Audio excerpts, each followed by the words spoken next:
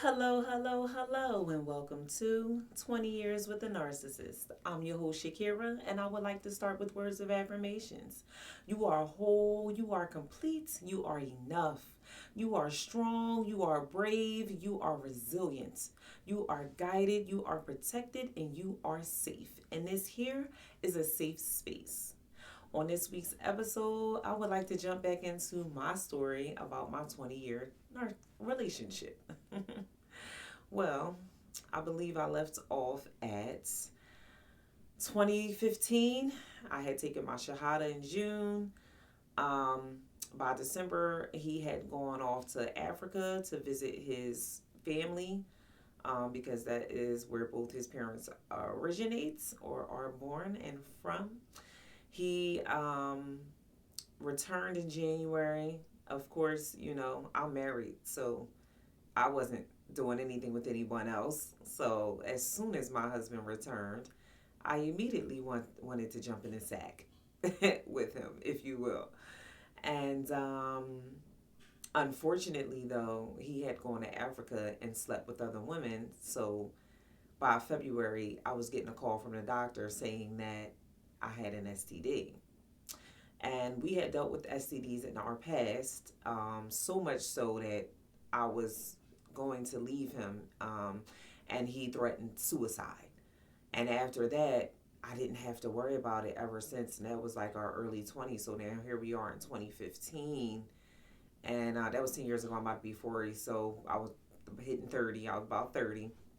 And I'm just, like, or really, you going go and have unprotected sex in the AIDS capital of the world? You could have brought me something that could have took my life, and that bothered me. That bothered me so bad, and I just was like, nope, this is a deal breaker. Like, there's no way I can just move on and act like that didn't happen. So I filed for divorce by March. Yeah. So by September of 2016, the divorce was final. Uh, Probably by October, we were having sex again. Yeah. So I think at that point in time, I realized like we have a cycle.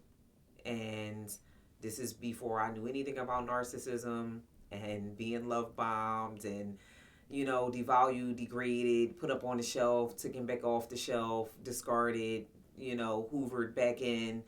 I didn't know anything about these things. So to me, it was just a cycle. And it's like, oh my gosh, like, why do we keep going through this? For me personally, because I wasn't like someone that was promiscuous or who didn't mind sleeping with, multiple men, I would, keep to myself, especially after the divorce. And the divorce was because an STD. I don't want to see penis. I don't want to look at it. I don't want a man talking to me. Get out of my face. Leave me alone. No, so February um, till October, I was celibate. I wasn't doing anything with anyone. So, I feel like on his end of the spectrum, it was like I'm doing whatever I want with whomever I want. We're divorced. He done moved out. So, hey, the sky is the limit for the guy, right? But at some point, it's either he's not getting the supply that he requires from whomever he's dealing with, or he's gotten bored of them, or they've gotten to a point where I don't want to say he can't handle them, but he no longer wants to. Like, they just start to get out of hand. Like, you doing too much, so I'm gonna go ahead and head out. And if I'm heading out, I'm not about to be by myself. I gotta get my source of supply from somewhere, and who better than Shakira? The person who has given me the best supply I've ever gotten, probably my whole life, and that's just keeping it a bean. So by the time he swung on around in October, I'm hornier than a jackrabbit. So, of course, this is my ex husband. This is the father of my, at the time, four children. I don't want to deal with nobody else. I'm not interested in dealing with anybody else. So it's like, here he is swinging on back around, and I'm like, I know you don't deserve me ill, but at the same time and in the same breath, come here. You know what I'm saying? So unfortunately, I will fall for the ookie doke and be right back like we never left. And let's see, 2016, um, that's when he started to write my dad, who was getting released from prison the following year, around February of 2017. He knew that I had written him and pretty much told him, my dad, everything about our relationship and how dirty this man has did me, how he's disrespected me to the 10th power. And unfortunately, it caused, my dad to hate him. He couldn't stand his guts. So knowing that he was coming home soon, and all my dad was talking about was getting all of his kids together, because he has four of us with with different moms. And he my my narc knew he had to get back in his good graces. We're all Muslim now, so if you're going to be with my daughter and I can't stand you anyway, then you're going to absolutely do it the right way. We weren't married Islamically. It was a divorce, from the state. So it's like, okay, if you're going to do this, you're going to do it right. You're going to do it, abide by the religion. And so it was like, okay, that's my move. You know what I mean? This is my narc. My narc is like, this is my move. This is how I get back in. She Muslim now. Her dad coming home. He Muslim. He can actually, be her wakil, wali, like he's supposed to be. So let me prepare to have a sit down with her dad so that I can let him know, oh, I'm going to take great care of her. No, I apologize for all the wrong that I've ever did to her. And I promise from here on out, I'm going to treat her the way she supposed and deserves to be treated, right? So after months of, like whenever my dad would call, my narc would want to jump in on the phone, like, oh, let me talk to him, let me talk to him. And they would bust it up. So by the time he came home, it was like, okay, let's have a meetup. My dad kept, coming back to me and asking me, like, you sure? Like, are you sure you want to do this? And I'm just like, I don't, he's bringing Islam into the picture, and this is religion. This is God. This is connected to the Creator. Like, maybe this time it'll actually be right because we're doing it for the sake of Allah, for the sake of God, the Creator of all of us, right? So we've never done it this way. So to me, it was worth a try. It was worth trying it the best possible way that you can attempt a marriage, for the sake of God. So I went on with it. During the sit down, my dad, let me know, like, oh, it went well. It went good. He seems genuine and sincere about, what he's saying, and that he's going to play his part the way he's supposed to and take care of you and the kids, and everything's going to be great, right? So, this is 2017, by May 2017, we got married. We got Islamically married. Also, the same day that we got married, I found out I was pregnant with our fifth child. So come to find out, if you get pregnant before marriage, you have to wait until after the birth of the child in order to be married.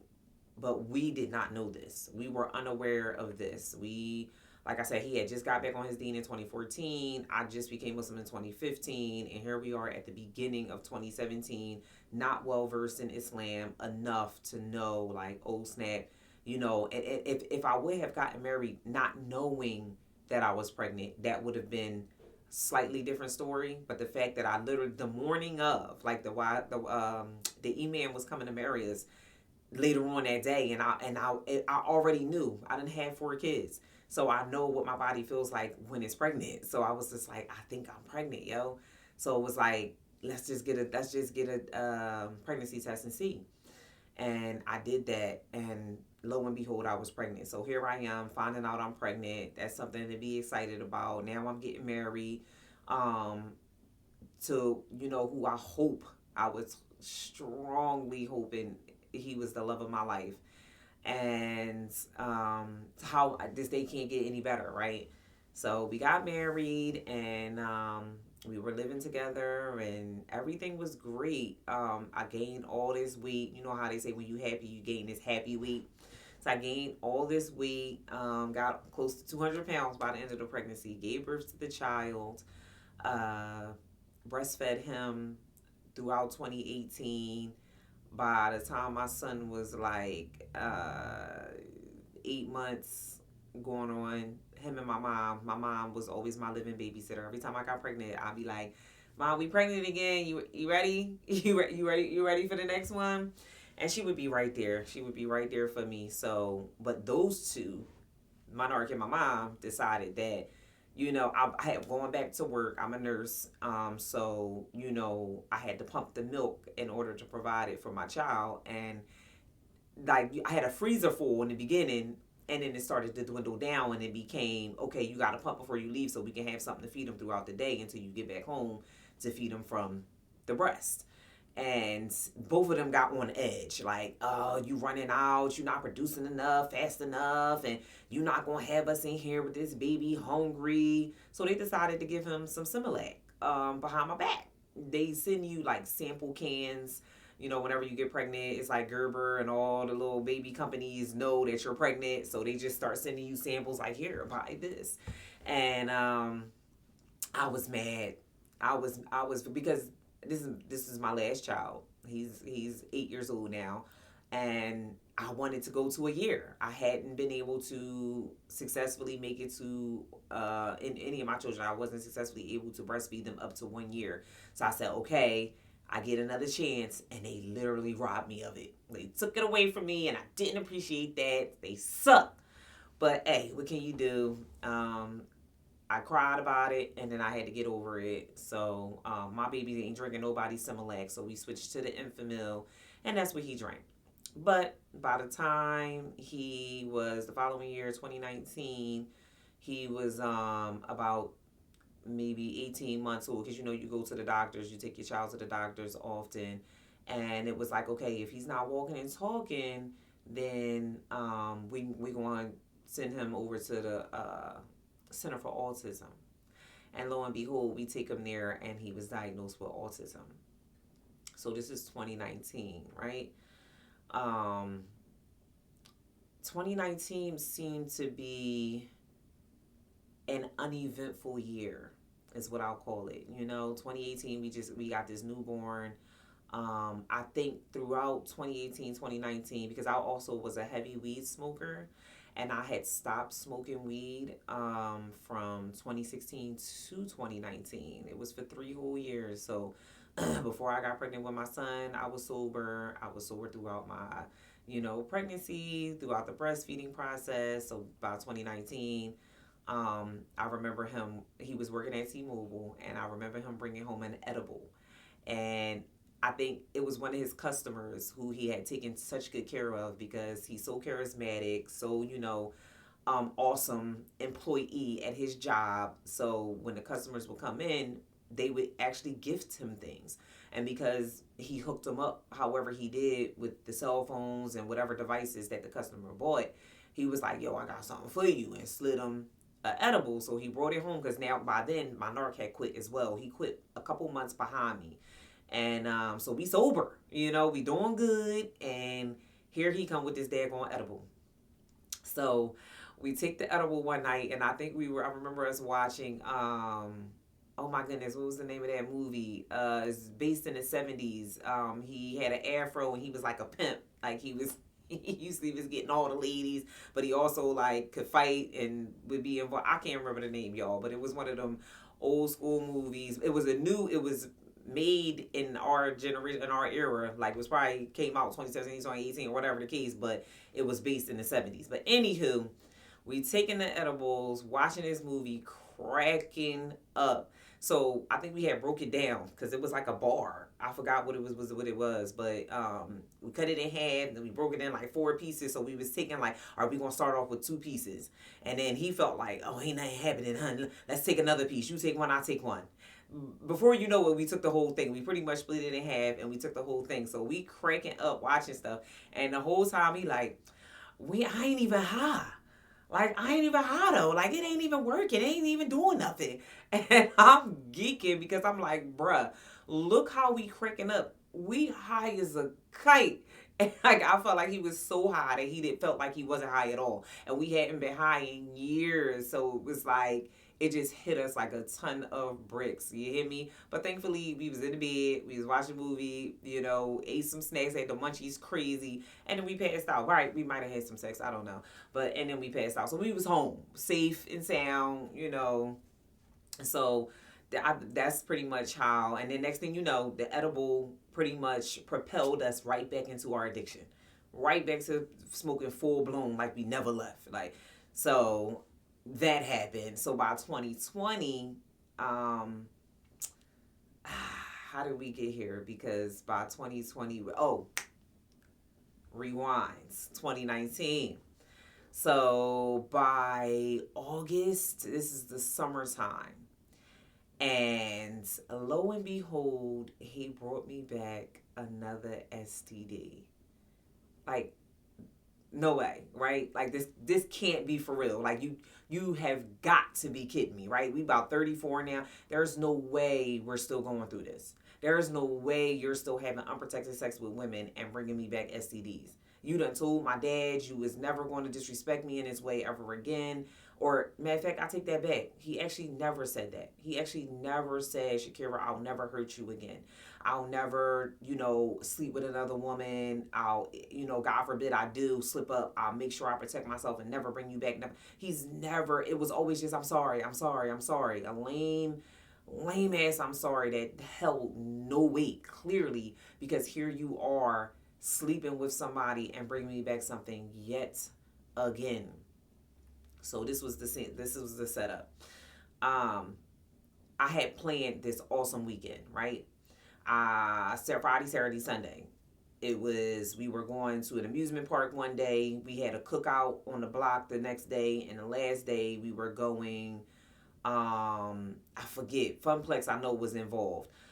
So it was like just a fun-filled weekend, right? So I think by the cookout, I had something, my pH was off. I was having some discharge and stuff, full transparency. So I had went to the doctors, I think, earlier that week, and unfortunately having sex with my narc. Now I know it was always another woman involved every year of our marriage. So, when a man sleeps with a woman raw, unprotected, we have secretions. Those secretions get into the urethra of into the shaft of the penis. You can wash the outside, but her secretions are inside of there. So now the next time you come have sex with me and you ejaculate inside of me, because we're married, we not ain't no pulling out and all of that. I had got the Esplanade in my arm to prevent pregnancy, so that was working like a charm. It was preventing pregnancy. So, but you ejaculate inside of me, and now some of her DNA is getting inside of me, and my body sees it as a intruder. It's like all the alarm bells goes off. The white blood cells the body sends white blood cells to the invaders, and it acts as like a cushion, it surrounds the invader, if you will. So that's where that white discharge comes from. So I constantly got bacterial vaginosis because of with having sex with him. So when I went to go get myself checked out, I just knew that it was either that, or when I get that, it eventually causes a yeast infection. So it was one or the other, right? So I go to the doctors and I'm like, okay, I think I got BV or yeast. And unfortunately, this has been my norm throughout our entire 20-year relationship. But lo and behold, it was an STD. So I'm in the house cleaning up the day of the cookout, sweeping everything, and I get a call from the doctors, and they tell me I got an STD. I think it was chlamydia or something, right? Something disgusting. And my heart hit my toes. It was just like, there's no way, right? So now, what do? The past Shakira, as you can see, I move out. I make him move out. I divorce the fool. I immediately have a reaction that is like, I'm not putting up with it. There's no way. But I paused and I said, Shakira, we keep doing this pony dance, this song, and then the same thing over and over again, expecting a different result. You go and run away from the fool, and then you just gonna end up back with him. So stop, think about how you're going to handle this. Do not act rash. Or, you know what I mean? We're not going to do that this time. We're not going to do that this time. Plus, we got this amazing weekend planned. And I don't want to rob my children of that because this fool done messed up yet again. Right? So I held it. I went and picked up the medicine that they called into the pharmacy. I started taking the medication. I acted as if nothing happened throughout that weekend, and I let my kids enjoy their weekend. I remember my son bringing over one of his first little girlfriend. She was short, dark skinned, and a Gemini like his mama. You know, they say mama's boys, they end up marrying their moms, and daddy's girls end up marrying their dad. Like, you look for that person that, you know, gives you life and loves up on you to the 10th power, and you're going to look for that in whoever it is you end up being with. It's just a thing. It's so she was a little cutie. We all, you know, me and her dad, like, and me and his dad's like, oh, okay, nice to meet you, blah, blah, blah. So that happened. So I remember wherever we went, my dad was there with us, my stepdad, actually the one who raised me and took care of me, not the Muslim biological father who had just gotten out of prison. And he, wherever we were, because we were at his house, he must have had some type of gathering where we came and ate, and he took my narc with him on a run. And my narc could not wait to get back to the house to tell me how my dad took him to go meet up with some side chick. And I'm like, who? So at the time, my dad had a food truck, and the girl who was working on the food truck with him,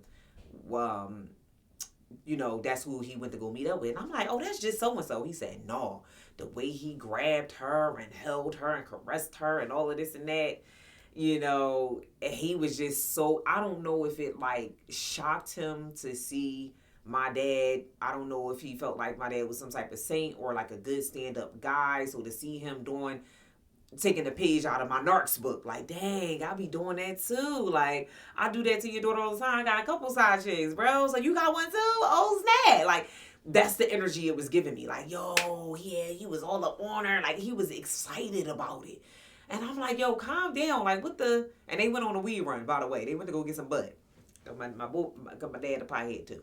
So, so I'm like boiling on the inside because I'm like, nigga, you got some nerve to be pressed about how he over here in another chick face, and he's married and he's coming back home to his wife who was at the house with us, and you done burnt me, and you done told my Wali that you apologize for all the stuff you did in the past, and that you were going to take care of me the proper way, and now here you are doing the same thing that you've been doing yet again. You got some nerve, but I still held it. I waited until we got home that night, put the kids in the bed and everything. We went out back to go smoke, and he brought the conversation up again. And I said, you know, it's funny that, you know, you so giddy about my dad and his side chick when you clearly doing the same thing on me. He like, huh? I said, yeah. The doctors called me, you know, on Friday, whenever it was, and told me that I got an STD. Again, his whole demeanor changed, like, oh, snap. Yeah, dummy. Again. So now, what we gonna do? Because me jumping up and running away from you and not dealing with you no more and uprooting our family and breaking it up and all of that, that's not the bid. Like, that's not the, like, so what we doing, right? So this is the summertime. This is the end of August. That's why I planned the weekend away, because it was like the last hurrah before the kids went back to school. So September went by, October went by. He ain't touching me. We ain't having sex. Fuck out of here. You can't touch me. So September, October, within September, October, November, he would find himself saying to me, well, won't we just take a break? How about we just take a break? So here he is trying to put me back on the shelf. I'm pretty sure he threw a sorry in there or whatever the case, you know, but it wasn't, you like in the past, Like, he's like begged me for forgiveness. Like, Shakira, please, I'll do anything. It wasn't none of that. He was cool as a cucumber. And because I was so cool about it, and I was just like, well, what we gonna do? And I wasn't acting irrational, he didn't feel the need to have to like plead his case or, you know what I mean, ask me for forgiveness, if you will. So there's no recollection of him asking for it at all. So here we are going throughout the months, and clearly you're probably still messing with whoever the girl is. If it's more than one, who knows? Because now you want to put Shakira on the shelf. Now you want to put me on the back burner because I don't want you to touch me. So now he knows I'm turned off, and it's like, damn, she ain't giving up the yam. So what's the point? Like, why am I here? Yeah, forget the kids. Forget the, the 20 years we've been together. It's about 18, 19 years by now. 19 going on. Yeah, it was pretty much at the 20-year mark already because by December we didn't file for divorce, but we started the EDAD period, which is the, Islamic divorce period. And that happens over a course of 3 months. The woman has to have three menses, 3 periods to prove that she's not pregnant, because if you are indeed pregnant, then it's shunned upon to get divorced while your wife is pregnant. Like, no, you're going to have to ride the wave. Y'all going to have this baby. Y'all going to figure it out from there. But if I'm not pregnant, within the 3 months, we both agree, hey, I want to divorce you. I want to divorce you. I had the imam come because I don't, he has to be involved in order, for it to start, if you will. And the imam was like, well, what happened? Like, why are y'all getting divorced, right? And I believe before we contacted the imam who married us, we actually went to the local masjid because, here I am not wanting to touch him. I'm disgusted. I probably was shooting shots at him. I was probably, talking shit 9 times out of 10 on some level. I'm a Gemini, so one side is real humble and meek and mild and, awesome, sweet, kind, loving, caring. And the other side is a savage, and she don't give no fucks. And how dare you do this to us again? And I hate you, stupid. So she would pop out from time to time and give him a piece of her mind. So he ended up taking it to the imam at the masjid, and we had to sit down with him, and I let the imam know what happened, and he was so appalled and so like, my brother, he was African, had the accent. Forgive me for trying to mimic the accent because I'm horrible at it. But my brother, why? She's so beautiful. Why? Why you do this to her? I don't understand. Like, he could not wrap his mind around why this fool was cheating on this beautiful woman who done bared 5 kids of his, who got the crib that we currently living in, furnished it, pays most of the daggone bills there, love up on you to the 10th power. I cook for you. I make sure the house is clean. Anything you ask, I do the grocery shopping. I do the laundry. I take care of the kid. Like, what else do you need? What else do you want? You know what I'm saying? But there was no, resolve there. So we ended up leaving there, and I'm like, yeah, this is done. So by the 3rd time he said, should we take a break? I said, you know what? We're going to go ahead and get divorced. Forget a break. Ain't nobody breaking nothing. We're going to break all the way up, and we're going to be done with this once and for all and for good. So called the imam who married us over, and he began to ask, like, what happened. So I sat back to kind of let him explain himself. Why we getting divorced? What's the reason? The imam asked you a question. Why we getting divorced, my guy? You know what I'm saying? And he stumbled over his words, and he threw something out there like, well, it's just some of her ways and how she act, and, her family, they don't like me. Like, bruh, you grasping for straws. Like, you just kind of making up stuff as you go along. Like, what are you talking about? I said, brother, it's because I lost weight and my ass is not fat no more. Yeah, we going to keep it a bean. We going to keep it a whole 1,000 right now. So the imam looks at him and he's like, is that true? He was like, I mean, amongst other things, like I said, that's not the only thing. Like, he didn't want to, own the fact that was the reason. All those other little things every marriage goes through. No marriage is perfect. Nobody marries a perfect human being that there's not nothing about them that they don't dislike or, don't particularly care for. So those things are neither here nor there. They don't make or break a marriage. But for you, you lost attraction, which made you lose interest, and which caused you to go somewhere else. And then he brought me back another STD, brother. That's so now I don't want to be married to him anymore. Yeah, I want to be done with this. So we started the EDAD period from December, January, February.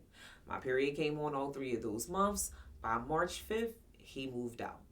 Of course, he didn't make that easy. In true narc form, he had to go out with a bang, right? So all of his belongings are in my room, and it's like, okay, I need you to come because I don't think he was really staying at the house. He was. We had to be, according to the EDAD period, we have to sleep in the same room, in the same bed, for the 3 month period, because the goal, like, God does not want you to divorce. If you're getting married, especially for the sake of God, he doesn't want you to divorce. It's in the Bible, it's in the Quran as well. But of course, adultery is grounds for divorce. If he's mistreating you, disrespecting you, and stepping out on you, you have permission to divorce, right? So he did stay in the house with me during those 3 months, but then he moved out and didn't take all his stuff. And I'm like, bro, you gotta come get your stuff. Like, I want your stuff out my house. You know what I'm saying? Like, you're not gonna just leave your crap in here. So he decided he wanted to come and get it with me not being there. So I obliged because he dragged his feet even with that. And I just was like, you know what? I want his stuff out so bad. I just want to get my house rearranged and in order with him out of it. And if I got to not be here for you to do that, whatever. So he came in, got all his stuff out of our room where all his clothes and everything was at. By the time I came back home, like, it looked like a tornado had ran through my room. Literally, trash all over the place. Like, the stuff he didn't want or didn't care for stayed. Do what you want with it. I don't care. He took my TV. He took the air conditioner out the fucking window. Like, when I tell you, he got in his all the steps all the way inside his petty bag. He said, "Oh, all right, this is how you want to do it. Watch this." And one bill was in his name, the electric or the gas, one of them. And he stalked me for take that bill out my name. I want that bill out my name. If you don't take it out, I'm a turn it off. Threatened to turn the lights or the gas off if I did not get it out of his name ASAP. Icing on the cake, all the cards that I had written him over the years that he threw them in a trash can next to my bed. And the trash can was about this big, tiny little trash can. So he had to stuff them in there. So they was literally right on top for me to see. Like, ain't none of that mean nothing to me. AKA, you ain't mean nothing to me, right? You ain't mean nothing to me. F this whole marriage, sis. I'll holler at you. Deuces. I said, wow, this man is horrible. You burn me. I don't immediately run for the hills. Give you an opportunity to figure out how we gonna deal with this. Like, are you even capable of being faithful? Is that even in your DNA at all? Because if not, we need to end this and be done for good. You know what I'm saying? And I guess he knew in his heart of hearts that no, I'm not going to, at least not with you. He may eventually be faithful with some other woman, but it wasn't going to be with Shakira. And Shakira done already accepted him back after sleeping with stepping out on our relationship over and over again. So why would I stop? I can have my cake and eat it too when I'm with you. So I'm going to keep doing that, where you keep playing yourself as, having unprotected sex and bringing me back stuff. Because you could actually get away with it, dummy. But you don't do stuff right. So, believe it or not, he moved out March, right? March 5th. By March 13th, the world shut down from COVID. 2020 was the absolute worst year of my life. January of that year, my uncle, my favorite uncle, passed away. And he lived in Florida. This is my stepdad's side of the family. My stepdad is the oldest of 5. His sister is next. My aunt she was the first one to move to Florida. Then it was Uncle Pat, the one who passed away in January 2020. Then it was Uncle Sheldon. I just buried him 2 weekends ago. And then Uncle Ronald, who was only 5 years older than me, he passed away in 2024. So my dad and his sister are the last ones. But 2020, my Uncle Pat passed away, devastated us, crushed us, right?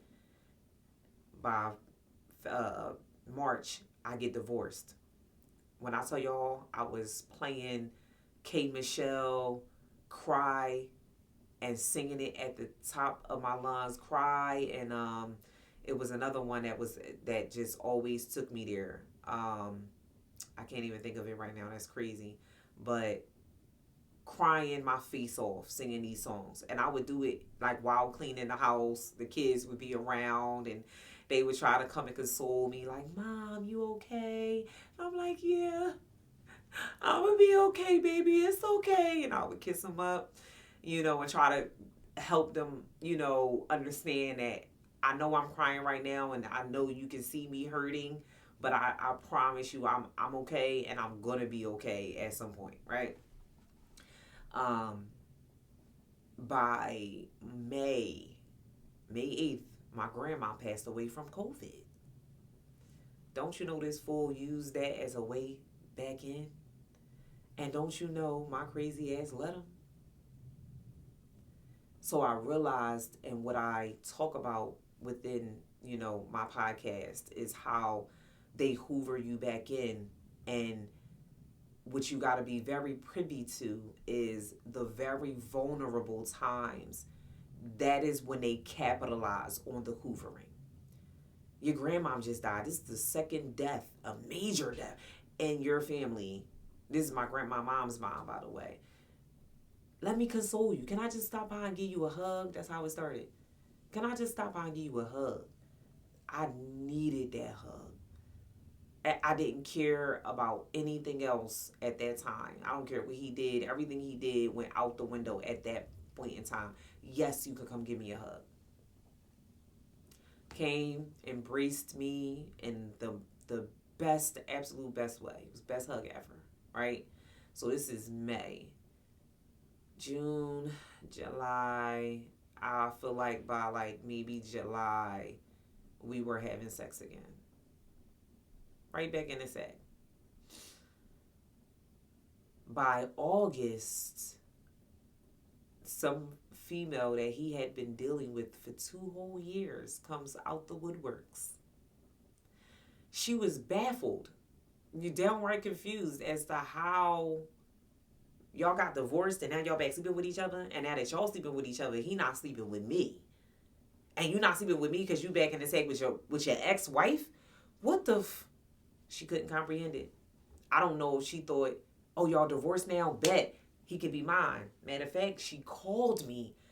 When did she call me? I feel like it was shortly after the divorce. Maybe before my grandma passed away. And she asked me, like, hey, she called me, like, how you doing? I don't know if she said, I'm interested in marrying, or, she was asking about my narc.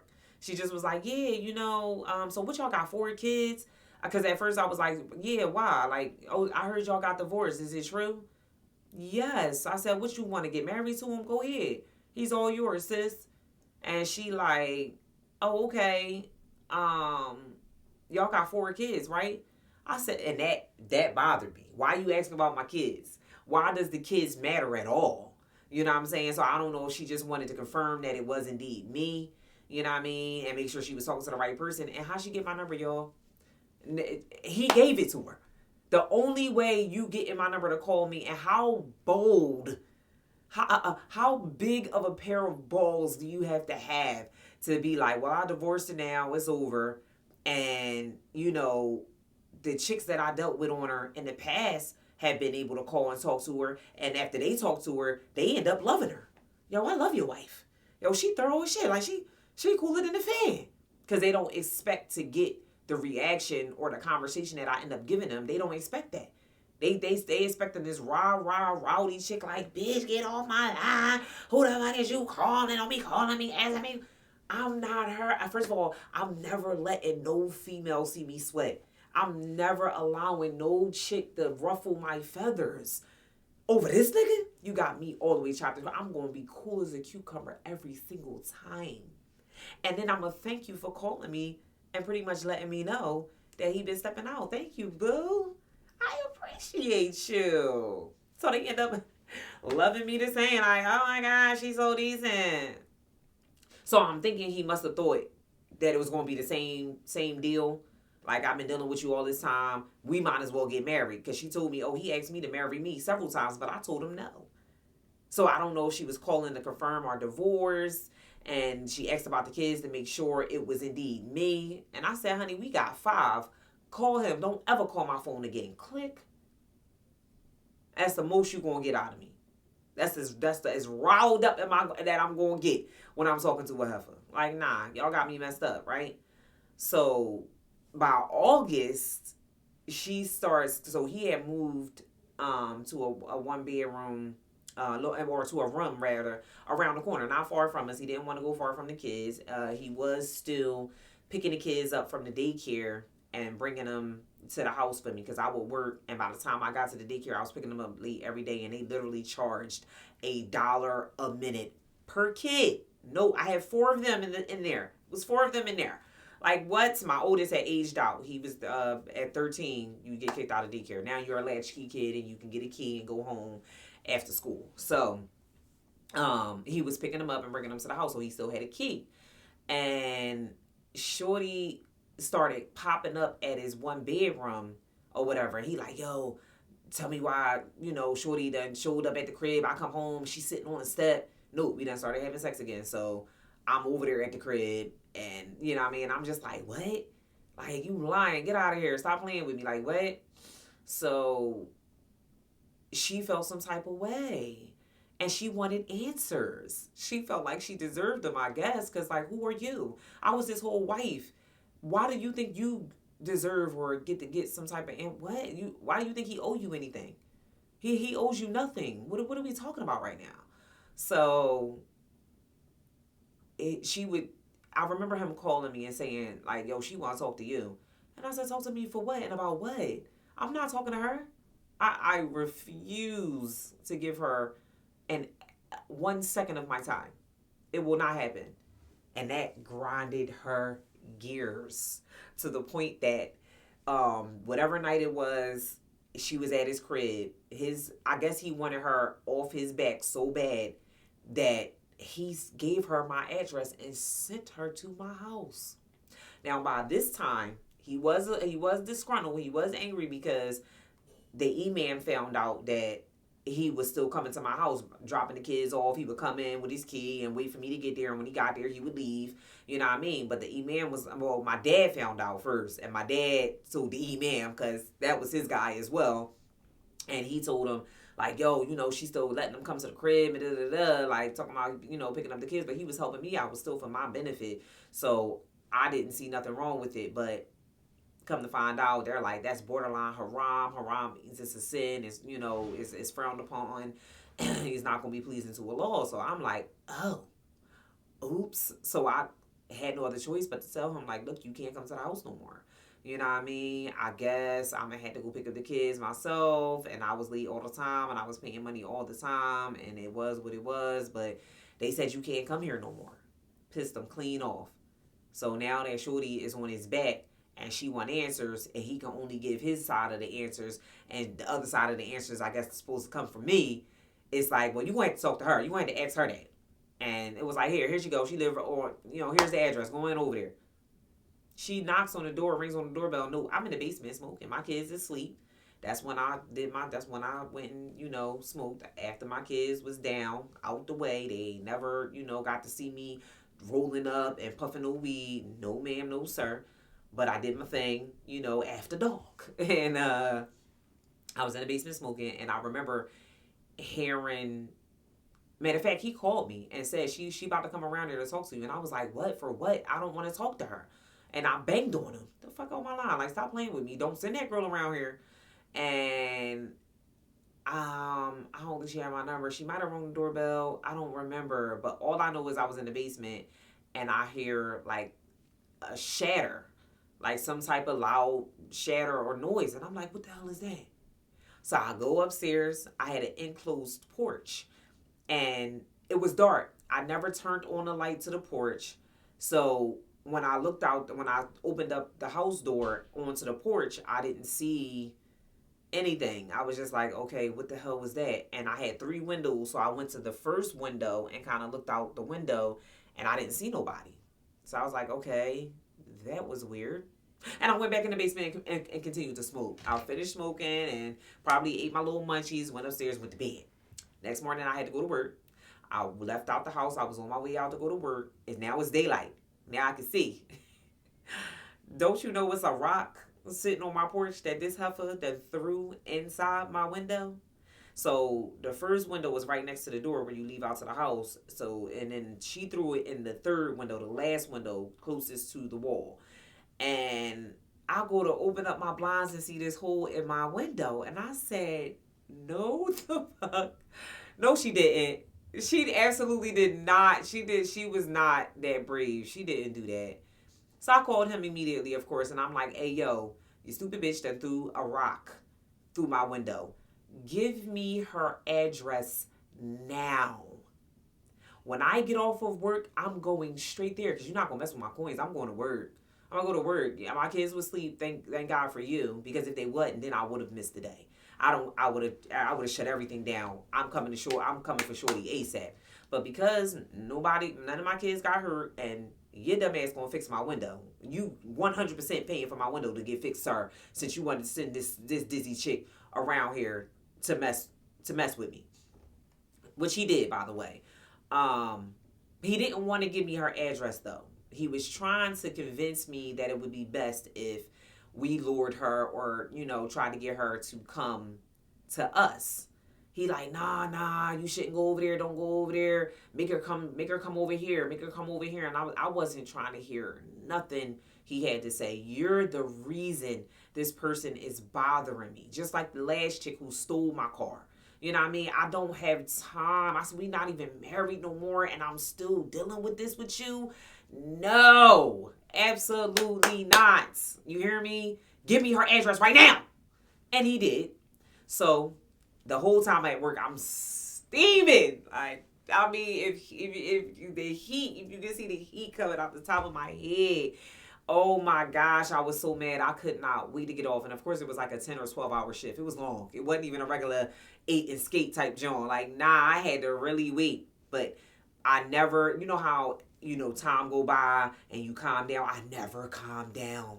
I probably called up everybody. I called my girlfriend Tasha. I called my mom. I called my sister, like, yo, tell me why this girl don't do it. I'm going to that bitch house as soon as I get off. I can't wait.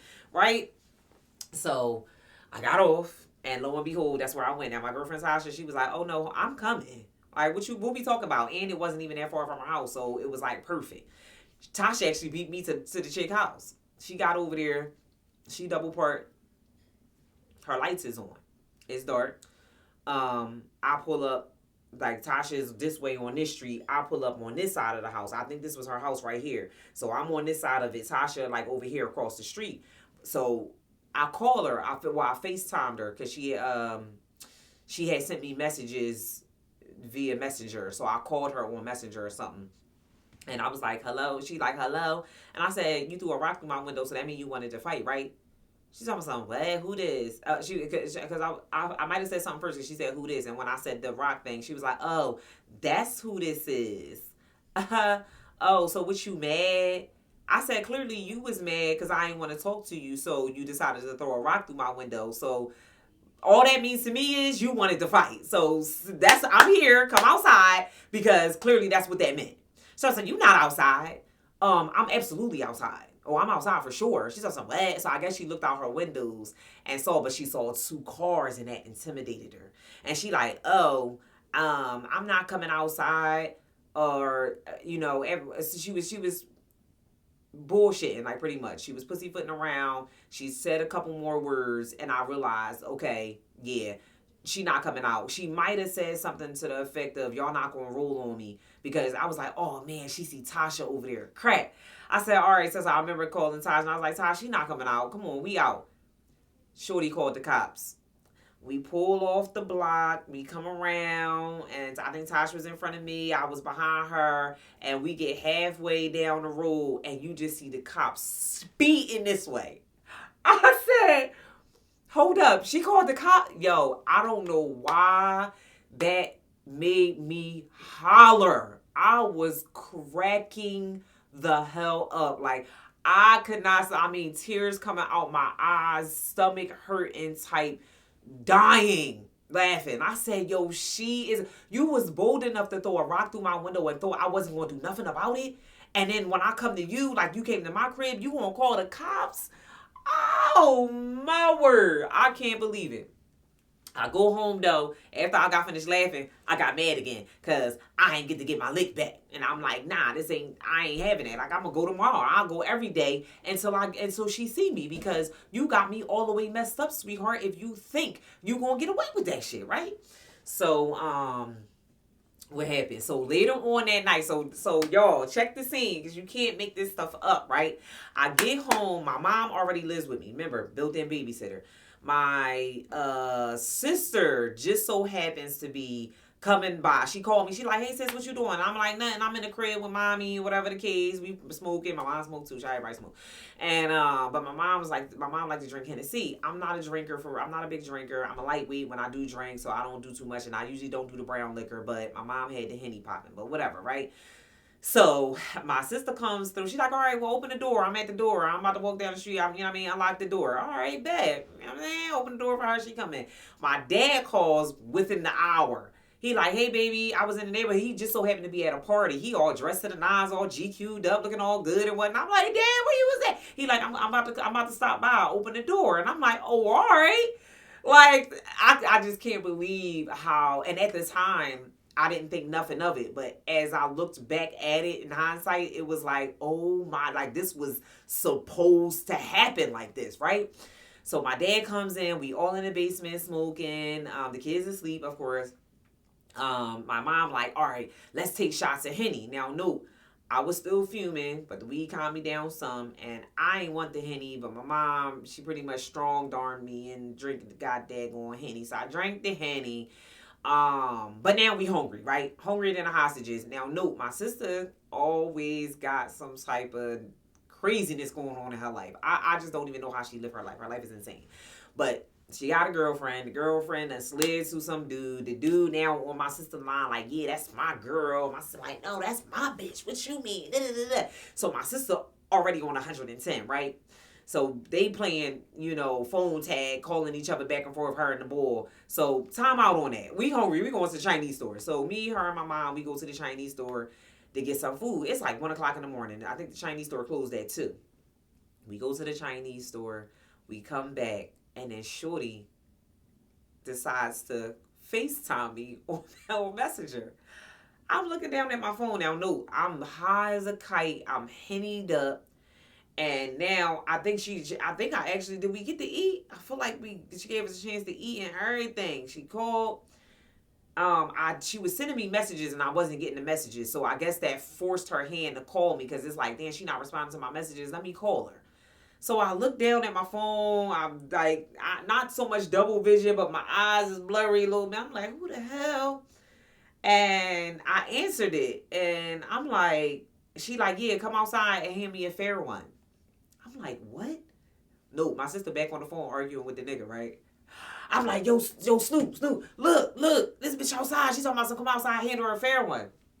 I done changed my clothes. I got on my house clothes and whatnot. My sister like, go put your clothes on right now. You gonna fight that bitch, right? I'm like, oh my God.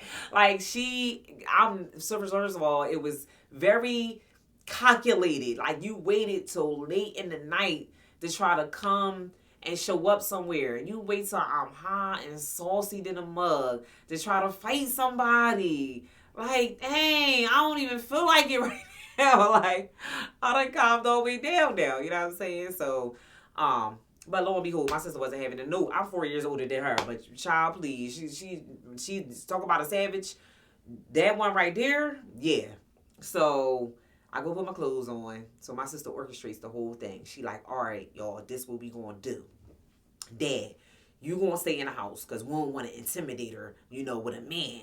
Mom, you gonna come outside and you gonna stay on the pavement because no, she was all the way up at the corner, like of the block.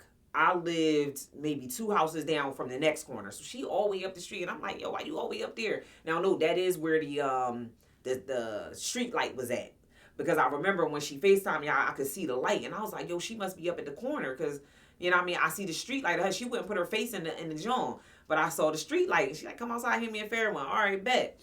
So I come, my mom, she's like, Mom, you walk up the street, just walk real slow, because Kira got this. Like, my sister know I got hands, so you gonna fuck her up, but we rolling on her regardless. Like, you think you gonna throw a rock through my sister window, and then you gonna come to her crib? Oh yeah, baby, it's going down. Now, no, my sister done just got surgery on her arm.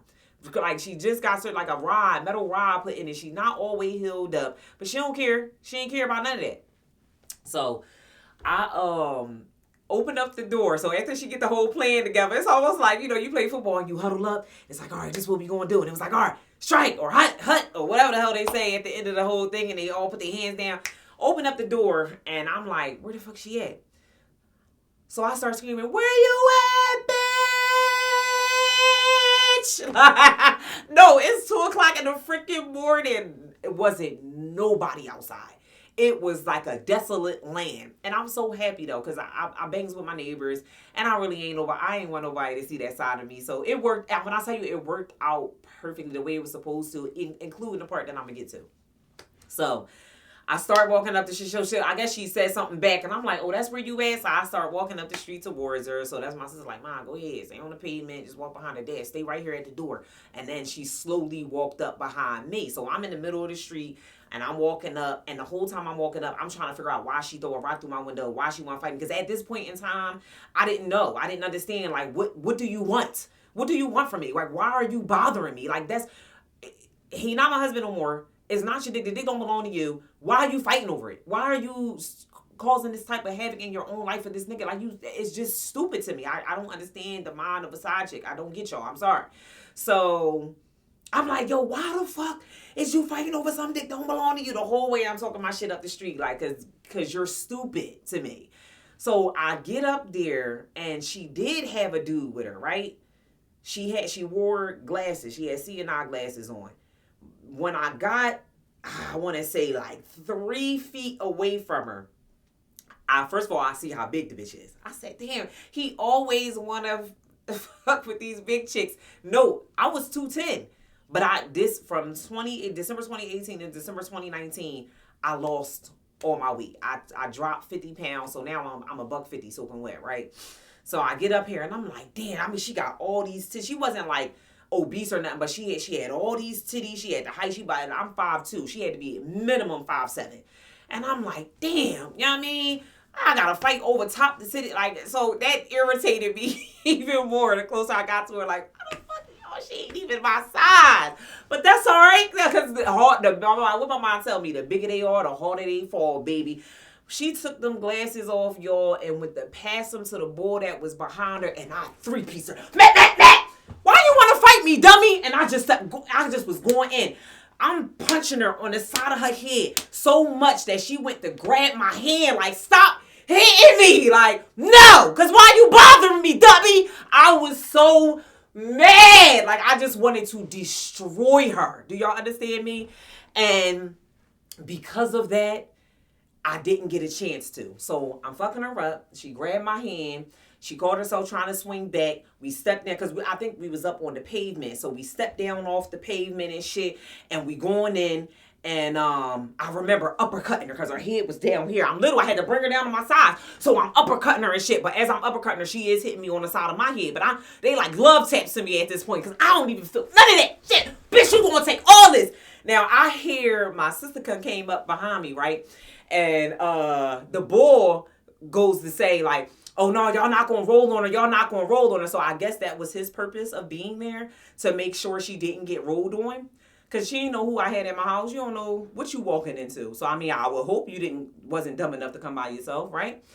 So I hear my sister say, oh no, my sister got hands. We ain't got to roll on her. My sister about to fuck her up, right? So, and that's exactly what I was doing. So the girl got mad that I was throwing them haymakers at her. She ain't like, how I was swinging. So she tried to like bear hug me. She was trying to hold me. And I ain't like that. So I went to try to kick her to get her up off of me, right? My legs is actually the strongest part of my body. I ran track, so my legs has always been strong. So I went to try to kick her, but remember, she a big bitch. She not little. So when I went to kick her, she fell down on top of me. Y'all, my head hit the concrete. Boom, I saw stars. It was over. You hear me? Curtains. I said, oh my gosh. Now, no, thank God my mom and my sister was there. You know what I mean? My sister orchestrated it the way that she did because, baby, I would have been done for. So she got up off of me. This is what they telling me because I'm out at this point. I mean, I'm seeing stars, so I'm just trying to come to and get my life together and get up or whatever the case, and I'm stumbling and shit. By the time I came to and was like, what the is going on? I see my sister literally, and I'll never stand up, y'all jumping, ha, ha, jump kicking this girl. You all hear me in her back? Cause remember her arms is jacked up. Cause I'm like, Shanice, what is you trying to do?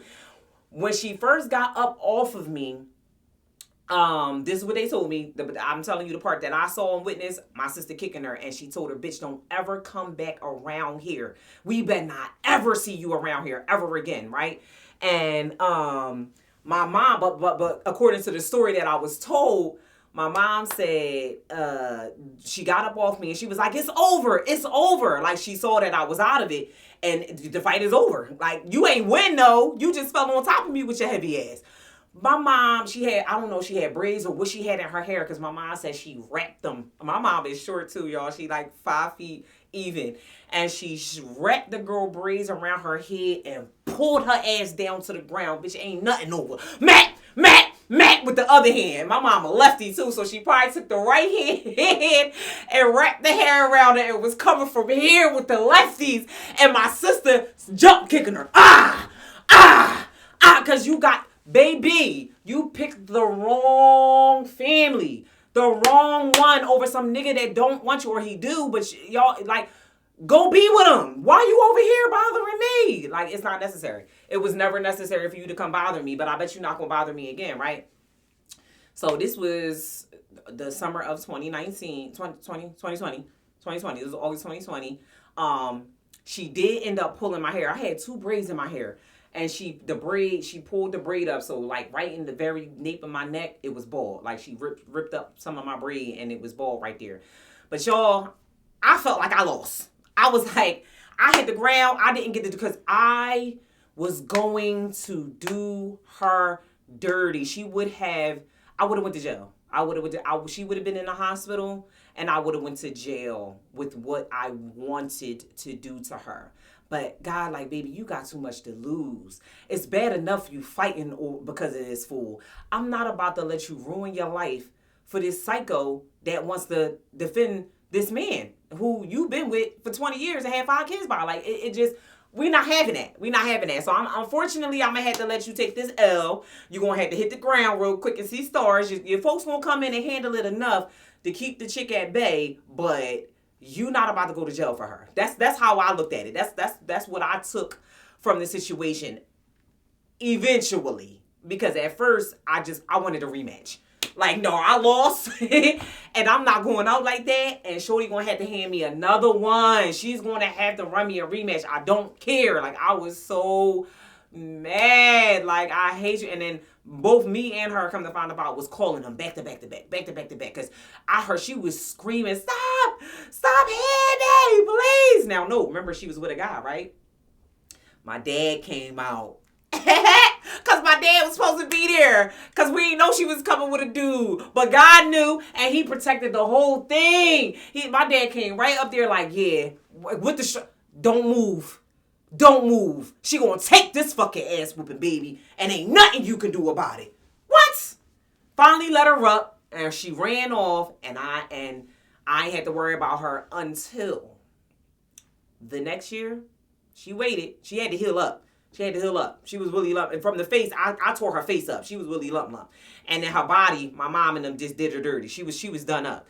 So she had to take some time to heal and maybe devise a plan. I don't know. But I'm certain that she's the one that slashed all 4 of my tires and then spray painted an X and an O on my passenger side window. Yeah. That's how that went. So 2021, I finally got to get out of Philly. She did that, slashed my tires and all of that.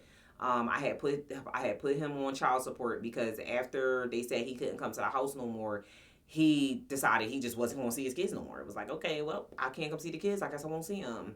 Every now and again, he would go through withdrawal, and he would go rip them up and take them to his little one-room joint because technically no kids were allowed there. But, you know, it would just be like, come on, you really just not going to see your kids at all? Like, what type of person are you? You live around the corner from them, and you're not going to see them? How trifling is that? So every now and again, he would be like, all right, I'm going to come get them, or you can drop them off, or whatever the case, and he would get them. But far and in between. So after the whole tire sale, I came outside, saw my tire slashed and stuff. I called him up, like, bro, you know, actually me and him had a falling out. We had like a back and forth. The last time he came to my house, because I ended up having to get the locks changed, he came to the house, he brought the kids to the house for me, and his love language was buying me purses. So I had Michael Kors, I had the backpack, I had the pocketbook with the matching wallet, I had a BB duffel bag, I had freaking Louis Vuitton Never Full with the matching wallet. So he had taken all my bags and put them in his car already. He had already decided he was taking everything of value back away from me, right? And when I got home, no, he claimed he had somewhere to be, like, you know, some type of business deal that he was trying to, you know, implement, and me getting home late didn't allow him to be, like, he missed the deal pretty much. So that pissed him off, and that's what made him take all my bags. And so when I got in there and he all yelling and barking at me or whatever the case, he waited until I set my pocketbook down and then took it and dumped everything out of it, and then took it and put it up underneath his arm and was like, I'm out. You know what I mean? I was like, what the? So I was kind of in shock about it because I didn't expect it at all. So I was just like, what's happening though? And so, you know, I'm not, the savage is dormant right now. She not up in the forefront. Is, you know, regular Shakira is coming in like, all right, my bad. I told you I got off late. The nurse relieved me late. Whatever the case, it wasn't my fault. Like, you act like I just decided I'm gonna come late, but lo and behold, I think I was with my girlfriend that night, and I was just like, fuck that nigga. I get there when I get there. But see what happens when you do shit like that, and that's why I'm not that type of person. You always get your comeuppance when you trying to be petty and spiteful and vengeful. It always backfires. They are never worth doing that to.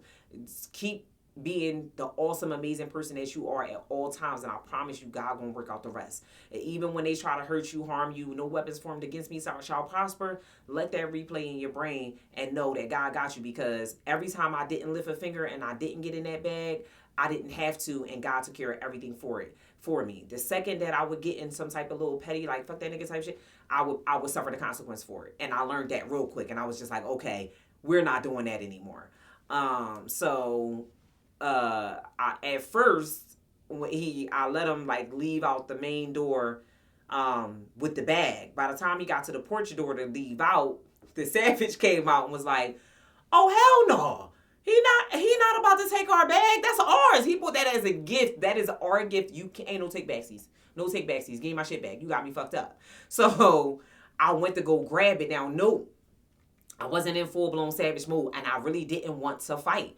I just wanted my bag back. So I went to go try to grab it, and my man pulled out like a 2x4 piece of wood and started swinging on me with it. I said, hold up. So we get the scuffling or whatever the case, and I trip, you know, down off the step onto the porch, and I fell. And now he on top of me, hitting me with it, and I remember screaming his name, and I was like, stop, it's me. Like, it's me. Like, who do you think? I'm not some type of, nigga on the street that robbed you at gunpoint. Like, why are you hitting me? Although he was holding back. He was not hitting me full force. He didn't bust my head open. He was hitting me in my head. Did not bust my head. I didn't have no lumps, no whelps, no nothing. So he definitely held back. But you're hitting, regardless, you're hitting me. What is happening? Like, I'm going to need you to snap back to reality and stop. So he stopped and mid-hit and then still, and let it go as he swung the last swing. And then got up and left with my pocketbook. With the pocketbook. He took them all, child. Took them all. So I gets up and then I just knew there was no coming back from that. Like, that burnt the bridge down to the ground. Like, that cycle that we kept going through is done up. Because I will never, ever take you back again. I needed that. You know that saying, all things happen for a reason. It do. Unfortunately, you kept letting this man come back over and over and over. He done burnt you all these different times. He done had babies on you. He done disrespected you, like giving your phone number to other side chicks, telling them about your family. Oh, her mom on drugs. Her dad do this. How do you know about this, girl? On my phone talking to me about my folks and what they got going on. Because this fool over here pillow talking.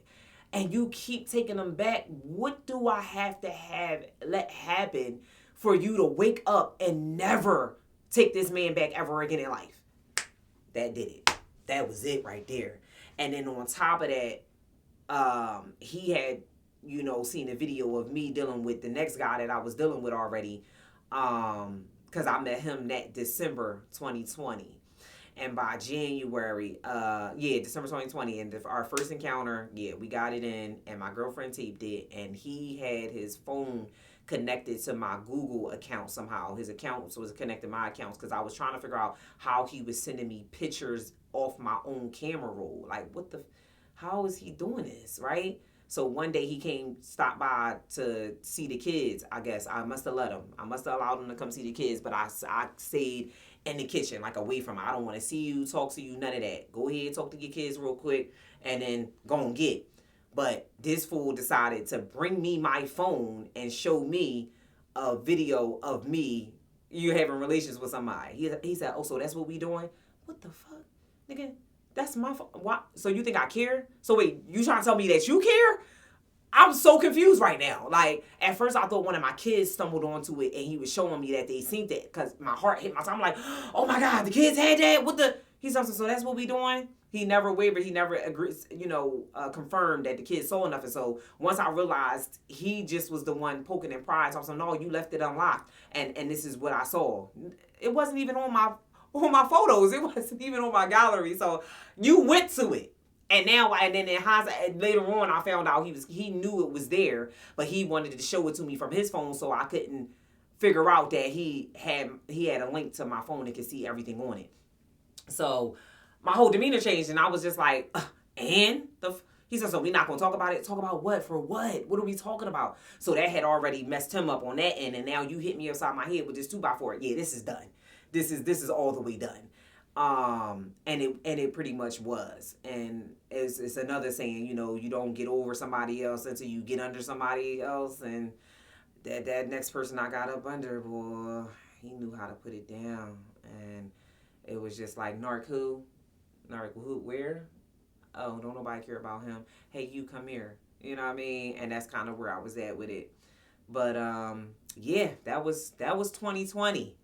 2020 was a doozy of a year.